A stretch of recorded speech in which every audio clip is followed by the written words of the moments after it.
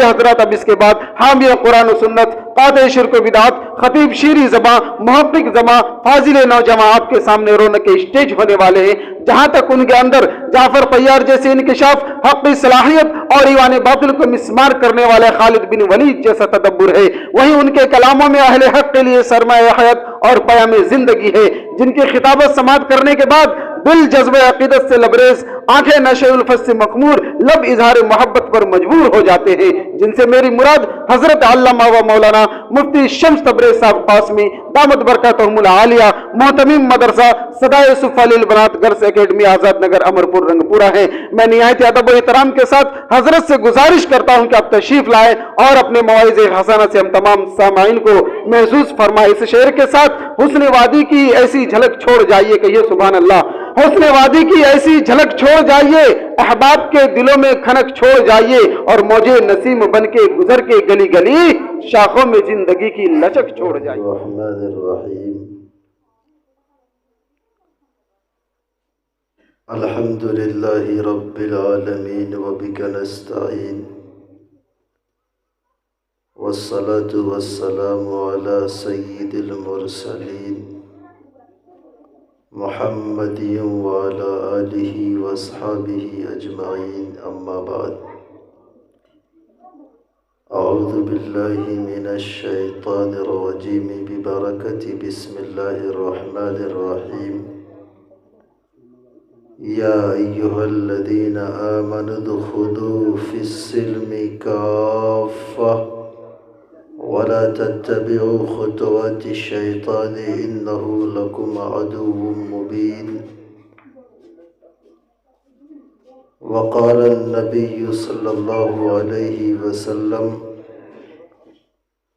الرحمن یرحمکم ارحموا من فی الارض یرحمکم من فی السماء، او کما قال النبی صلی اللہ علیہ وسلم۔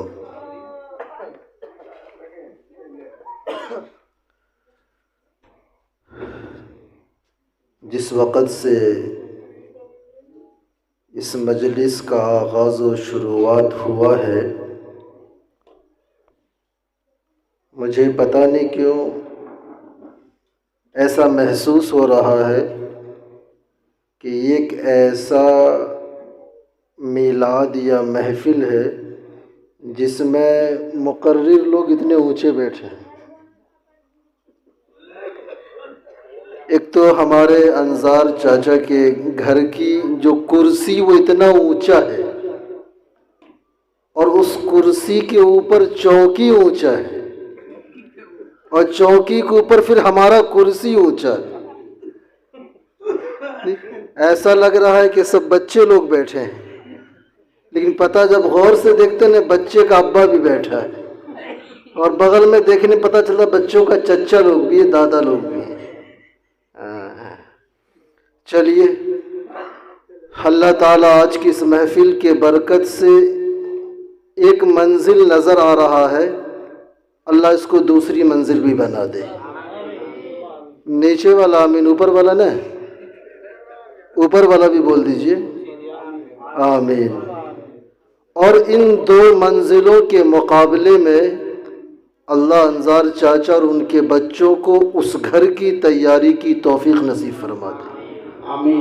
ہم ادھر والا گھر بول رہے ہیں، ادھر کہاں؟ جنت والا، ادھر قبرستان ہے، ادھر ہے نا ہوا، ہاں ادھر ہی پڑے گا شاید۔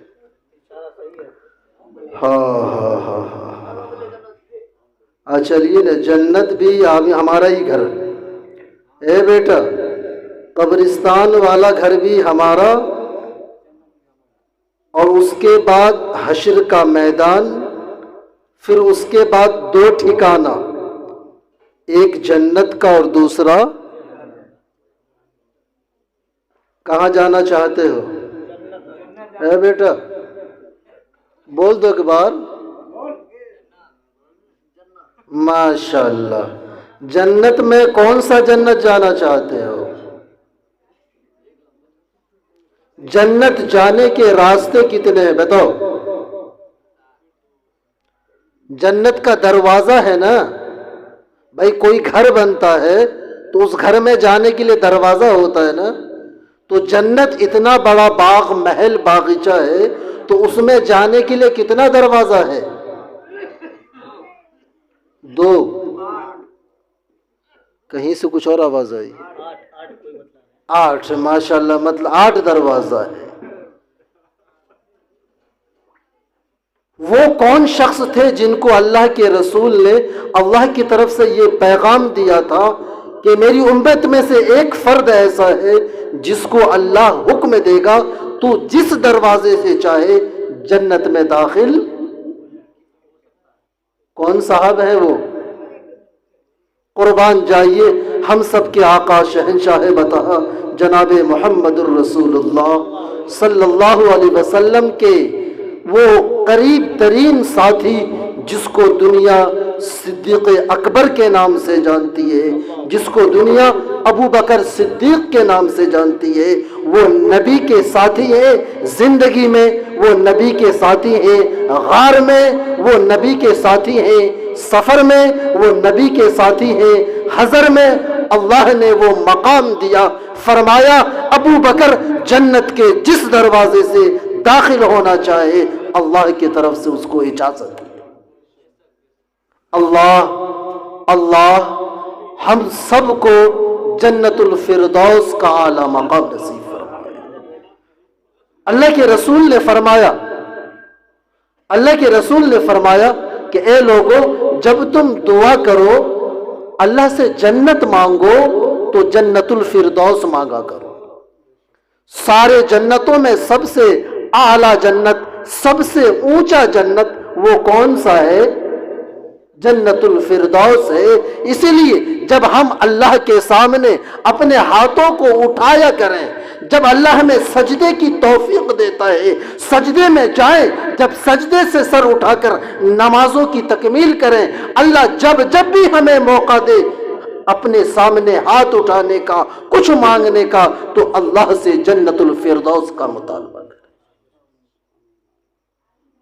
بزرگوں اور دوستوں، ہم مسلمان ہیں، ہمارا مذہب اسلام ہے۔ میں بہت مختصر 10 منٹ میں اپنی بات کو مکمل کر لوں گا۔ ہم مسلمان ہیں، ہمارا مذہب اسلام ہے۔ ہم مسلمان کیوں ہیں؟ اس لیے کہ ہم سب نے کلمہ لا الہ الا اللہ، بولیے نا آگے،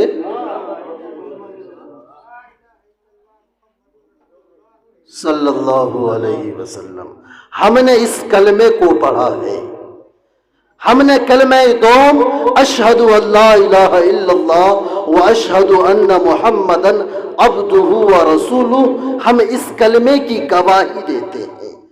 ہم گواہی دیتے ہیں، اس کلمے کا ترجمہ ہے کہ میں گواہی دیتا ہوں اس بات کا کہ اللہ کے سوا کوئی معبود نہیں ہے۔ میں گواہی دیتا ہوں اس بات کا کہ حضرت محمد الرسول اللہ صلی اللہ علیہ وسلم اللہ کے رسول ہیں، اس کے بندے ہیں۔ یہ 2 باتوں کا اقرار کرنا، ان 2 باتوں کو زبان سے بولنا اور دل سے اس کو مان لینا، اس کے بعد انسان کیا ہو جاتا ہے؟ مسلمان ہو جاتا ہے۔ ورنہ دنیا میں تو رہنے والے انسانوں کی تعداد 2020-21 کا جو پاپولیشن کاؤنٹنگ پوری دنیا کے اعتبار سے ہوا ہے، تقریباً 7 ارب کی آبادی پوری دنیا کے اندر، 700 کروڑ سے اوپر انسان، کوئی کالا ہے، کوئی گورا ہے، کوئی عرب کا رہنے والا، کوئی عجم کا رہنے والا، کوئی فرانس کا رہنے والا، کوئی چین کا رہنے والا، کوئی جاپان کا رہنے والا، کوئی امریکہ کا رہنے والا، کوئی یورپ کا رہنے والا، دنیا کے 7 بر اعظموں میں سے کسی کونے کا رہنے والا ہو، انسان ہے۔ اور یاد رکھیے گا، آپ کی نالج کے لیے، آپ کی جانکاری کے لیے یہ بتا دوں کہ اس روئے زمین پر کم و بیش 1098 دھرم کے ماننے والے لوگ اس سرزمین پر رہتے ہیں، باشندے ہیں اس دھرتی پر، لیکن مسلمان وہی کہلاتا ہے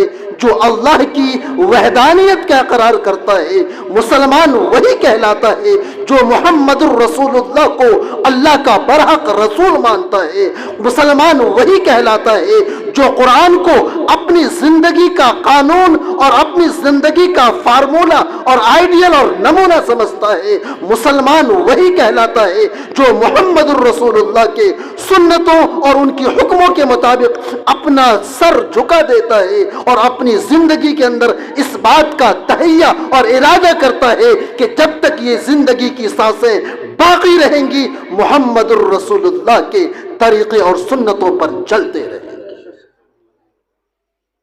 یہ ہے مسلمان۔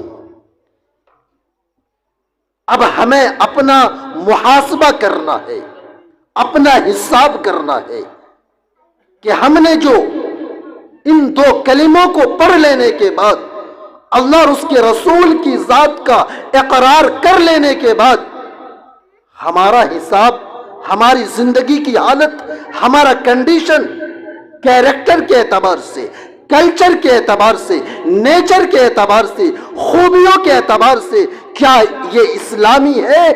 اگر ہے تو سبحان اللہ، اور اگر نہیں ہے تو ہمیں اور آپ کو سوچنا ہوگا، سمجھنا ہوگا، زندگی کی کروٹوں اور اس کی سلوٹوں کو بدلنا ہوگا۔ if we want to success in our life، اگر ہم چاہتے ہیں کہ ہم اپنی زندگی میں کامیاب ہو تو پلیز فالو فور یور اسلام، یور قرآن، یور پروفیٹ محمد الرسول اللہ صلی اللہ علیہ وسلم۔ آپ اتباع کیجئے اللہ کا، آپ اتباع کیجئے محمد الرسول اللہ کا، آپ اتباع کیجئے قرآن کا۔ یہی ہمارے لیے آئیڈیل ہے، یہی ہمارے لیے نمونہ ہے۔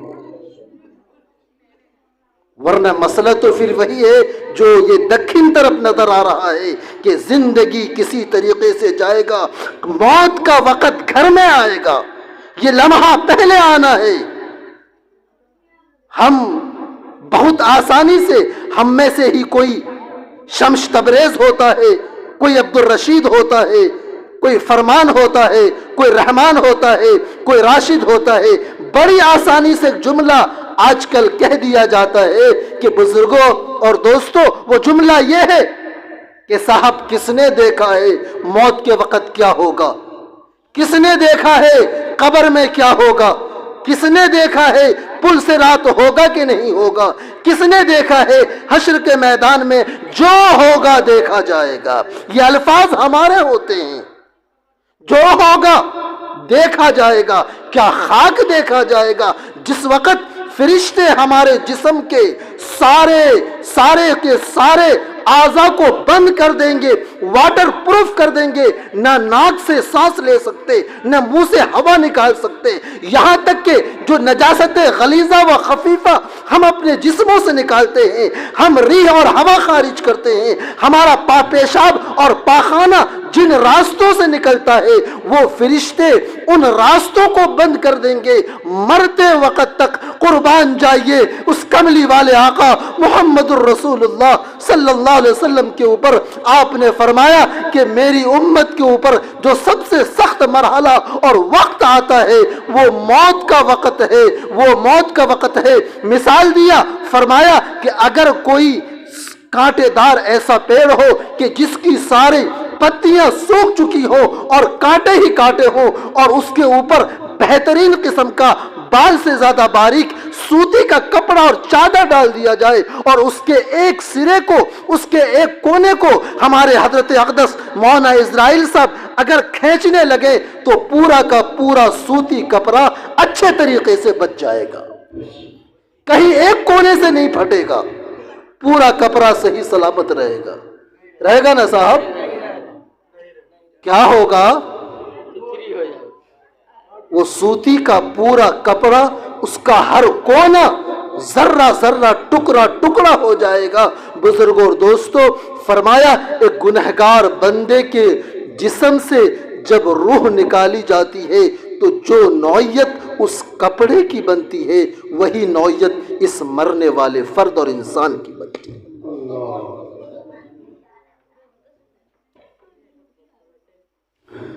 حدیث پاک میں آتا ہے کہ مرنے والے کے جب سارے سوراخوں کو بند کر دیا جاتا ہے تو فرشتے ہتھوڑا لے کر اس کے جسم کے اندر اس کے روح کو بڑی اذیت اور تکلیف دیتے ہیں۔ فرمایا اس تکلیف کا وہ منظر ہوتا ہے، اگر آپ کے سینے میں دل ہے، آپ کے سروں میں دماغ ہے، اور محسوس کرنے کے لیے، تھنکنگ اور فیلنگ کے لیے اگر کچھ آپ کے پاس ہے، ذرا تنہائی میں سوچئے گا کہ کیسا وہ وقت ہوگا۔ فرمایا کہ بندہ اس وقت اس درد کی وجہ سے، اس کرب و بلا کی وجہ سے ایسا چیختا ہے، چلاتا ہے کہ انسانوں کے علاوہ، جناتوں کے علاوہ ساری مخلوق اس آواز کو سنتے۔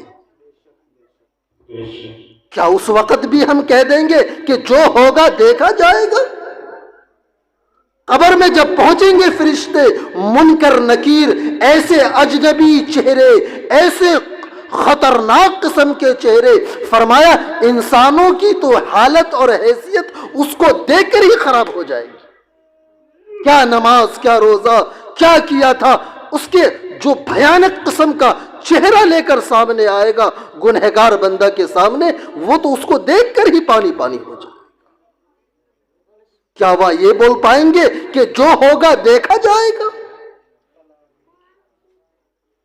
فرشتے من اور کونٹلوں کے وزن میں ہتھوڑا لے کر سر پر کھڑا ہوگا، کیا وہاں بھی بولیں گے جو ہوگا دیکھا جائے گا؟ قرآن کہتا ہے افحسبتم انما خلقناکم عبثا، کیا ہم نے سب نے یہ گمان کر لیا ہے کہ اللہ نے ہمیں یوں ہی پیدا کر دیا؟ وَأَنَّكُمْ إِلَيْنَا لَا تُرْجَعُونَ، کیا تمہارا اس بات کا خیال ہے، یہ قرآن ہم سے آپ سے کہہ رہا ہے کہ تمہارا یہ خیال ہے، یہ سوچ ہے کہ تم لوٹ کر نہیں آؤ گے؟ ہم میں کوئی بچہ ہے، کوئی جوان ہے، کوئی مرد ہے، کوئی عورت ہے، کسی کو کتنا ہی جوانی کی طاقت کیوں نہ ملا ہو، کسی کو حسن و جمال اور خوبصورتی کی کتنی ہی بے مثال اللہ نے نعمت کیوں نہ دی ہو، وقت آئے گا، چاہے مرد ہو، چاہے عورت ہو، چاہے جوان لڑکی ہو، چاہے جوان لڑکا ہو، یہ ساری چیزیں یہیں رہ جائیں گی۔ 10 سال کا وقت گزرتا ہے، 20 سال کا وقت گزرتا ہے، ہم بھی کبھی ایک وقت ہوا کرتا تھا، آپ بھی کبھی وقت ہوا کرتا تھا جو جوانی کی بازو دوسروں کو دکھایا کرتے تھے کہ میں بڑا زبردست پٹھا قسم کا جوان ہوں، لیکن عنقریب وہ وقت آتا ہے وہ ساری چیزیں دھیرے دھیرے ختم ہو جائیں گی۔ بزرگوں اور دوستوں، وہ اللہ رب العالمین وہ قادر مطلق ہے، جس طریقے سے وہ ہم کچھ نہ تھے، اللہ نے پیدا کیا، طاقت دی، جوانی دیا، بڑھاپا دیا، وقت آئے گا ہم کو زمین میں دفن کر دیا جائے گا۔ پھر عنقریب وہ وقت آئے گا کہ جس طریقے سے ہم نے ایک دانہ کھیت میں مکا کا یا گیہوں کا بویا تھا، اور ہم جانتے ہیں کہ وہ دانہ 2 کاپی وہی نہیں نکلتا ہے، وہ سڑ جاتا ہے۔ آپ 2-4 دن کے بعد دیکھیں گے، آپ 8 دن بعد دیکھیں گے، کھیت میں آپ کا بویا ہوا دانہ سڑ گل جاتا ہے۔ اس سڑے گلے میں سے اللہ تبارک و تعالی ہمارے لیے، آپ کے لیے پودا نکالتا ہے، اس پودا میں سے کوئی مکا کاٹتا ہے، کوئی دھان کاٹتا ہے، کوئی گیہوں کاٹ لیتا ہے۔ بزرگوں اور دوستوں، وہ اللہ رب العالمین اگرچہ ہمیں قبر کے اندر ہماری جسم اگرچہ گل سڑ جاتی ہے، اللہ وہ قدرت و طاقت والا ہے کہ دوبارہ ہمیں اس زمین سے پیدا کرے گا۔ اس وقت حساب ہوگا، وہاں نہیں کہہ پائیں گے جو ہوگا دیکھا جائے گا۔ ہم نے قرار کر لیا ہے کہ ہم اللہ کو مانتے ہیں، رسول کو مانتے ہیں، قرآن کو مانتے ہیں، تو جو باتیں اللہ، رسول اور قرآن کے ذریعے سے ہمیں ملی ہیں، ہمیں اس کو ماننا نہیں، اس پر عمل کرنا ہوگا۔ بزرگوں اور دوستوں، یہی ہماری دنیا کی کامیابی کا مدار ہے، یہی ہماری آخرت کی کامیابی کا مدار ہے۔ بزرگوں، سارے کام کیجئے، سب کچھ کیجئے، لیکن ان سب دنیاوی کاموں کے اندر رہتے ہوئے کبھی آخرت کی زندگی کو نہ بھولیے۔ اور خاص طور پر آج معاشرے کے اندر جو بگاڑ اس وقت ہمارے حضرت حافظ افتخار صاحب جو نعت پڑھ رہے تھے، جو نظم پڑھ رہے تھے، آج معاشرے کی بگاڑ میں صرف عورتوں کا، معاف فرمائیے گا، صرف عورتوں کا ہی ہاتھ نہیں، بلکہ ان عورتوں کو بگاڑنے میں ہم مردوں کا ہاتھ ہے۔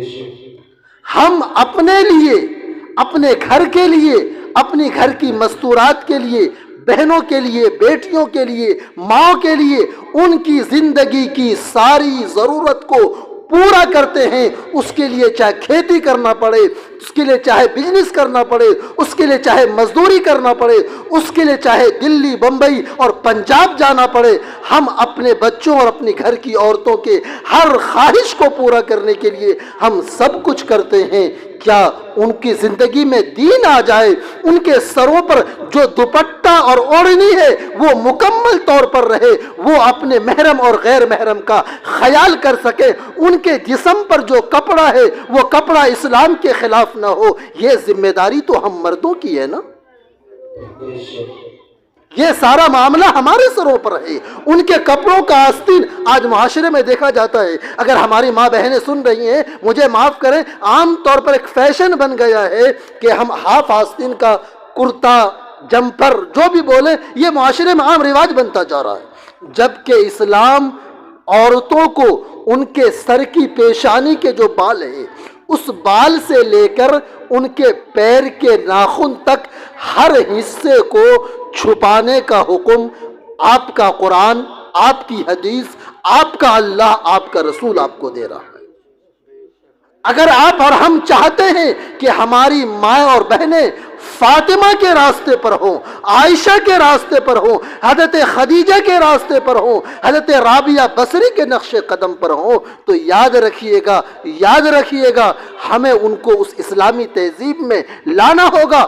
ہمارا معاشرہ کہ عورت ایک ایسا کپڑا جو اس کے جسم کے اندر ڈھیلا ڈالا ہو، اس کے جسم کو چھپانے والا ہو، اس کے جسم، اس کے بالوں کی حفاظت کے لیے ہو۔ اور پھر یاد رکھیے گا یہ پردہ اللہ تبارک و تعالی نے مسلمان عورتوں کو ایک ایسا پاکیزہ زیور عطا فرمایا ہے کہ اگر یہ اپنے حسن و جمال کو، اپنے جسم کو، اپنے سر کے بالوں کو، اپنے پاؤں کی پنڈلیوں کو، اپنے ہاتھ کے بازوؤں کو اگر یہ دنیا میں چھپا کر رکھے گی، اللہ تبارک و تعالی کل جنت کے اندر 70 عورتوں کا سردار اس عورت کو بنائے گا، اور اس کے جسم پر 70 سے 72 قسم کے جوڑے ہوں گے، اور ہر جوڑے پر سینکڑوں قسم کا زمرد، یاقوت، ہیرے، جواہرات، سونا چاندی کا جڑا ہوا لباس ہوگا، اور وہ ان ساری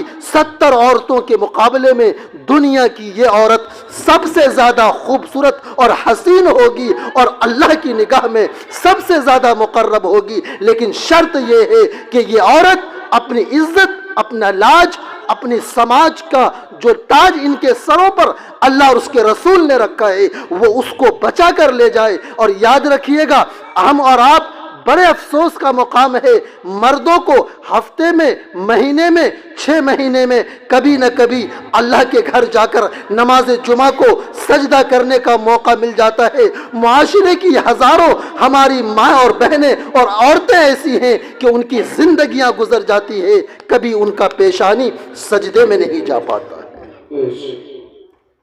بزرگوں، ہمیں ایسے حالات کے اوپر اپنے آپ کو تیار کرنا ہے۔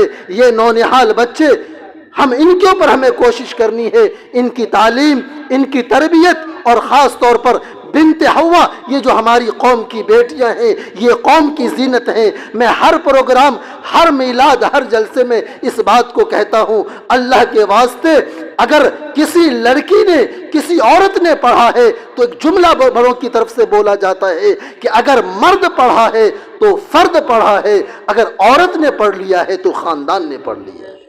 اسی لیے جہاں ہم بچوں کی تعلیم پر توجہ دیں، وہیں بچیوں کی تعلیم پر توجہ دیں۔ یہی پیغام ہے آپ سب کے لیے۔ اہل خانہ کے حق میں دعا گو ہوں کہ اللہ تعالیٰ جس مقاصد حسنہ کے خاطر انہوں نے اس پروگرام کو کرایا ہے، اللہ اس میں بھرپور کامیابی عطا فرمائے۔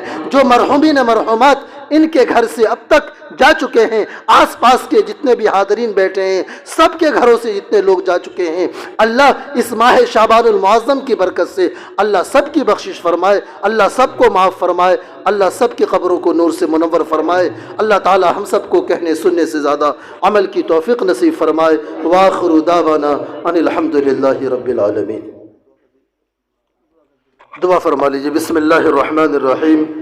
الحمدللہ رب العالمین وصلی اللہ تعالی علی النبی الکریم اللہم ربنا آتنا فی الدنیا حسنہ وفی الآخرۃ حسنۃ وقنا عذاب النار لا الہ الا انت سبحانک انی کنت من الظالمین حسبنا اللہ ونعم الوکیل نعم المولا ونعم النصیر سبحان اللہ وبحمدہ سبحان اللہ العظیم ربنا تقبل منا انک انت السمیع العلیم۔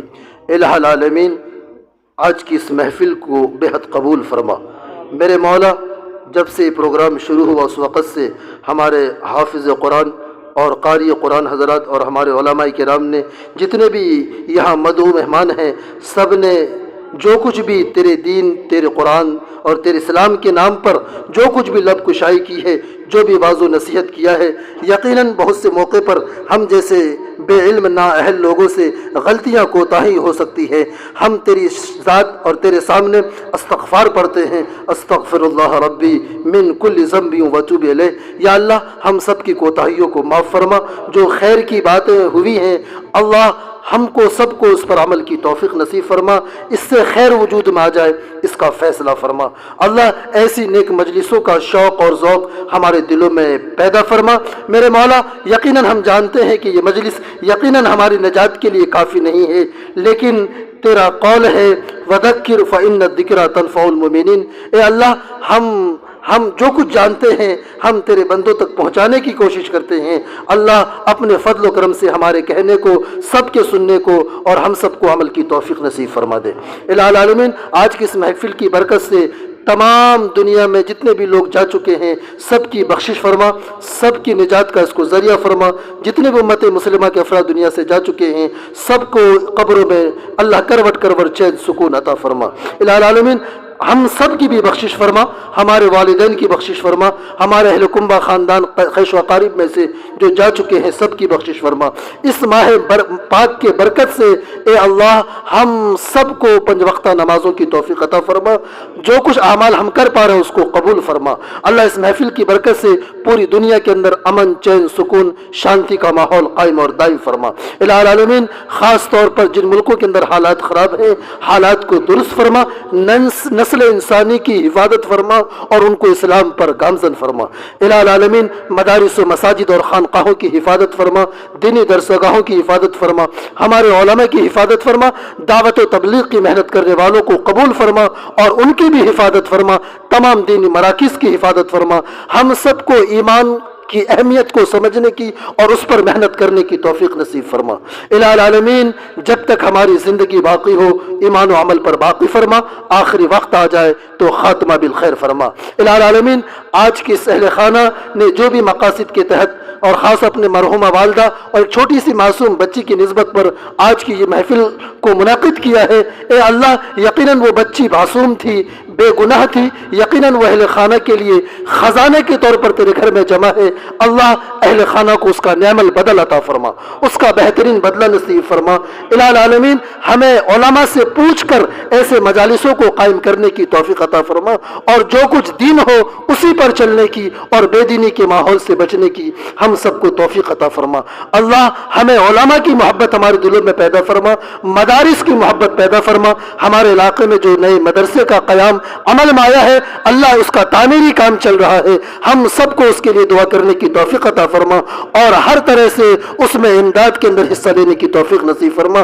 اللہ، اپنے فضل سے، اپنے خزانے سے اس کام کو پورا فرما کر پورے علاقے اور صوبے اور ضلع کے لیے اس کو ہدایت کا اور تعلیم کا اصلاح کا ذریعہ فرما۔ اللہ، اپنے فضل و کرم سے ہم سب کی دعاؤں کو قبول فرما۔ ربنا تقبل منا انك انت السميع العليم وتب علينا انك انت التواب الرحيم وصلى الله تعالى على خير خلقه محمد وآله وصحبه اجمعين برحمتك يا ارحم الراحمين۔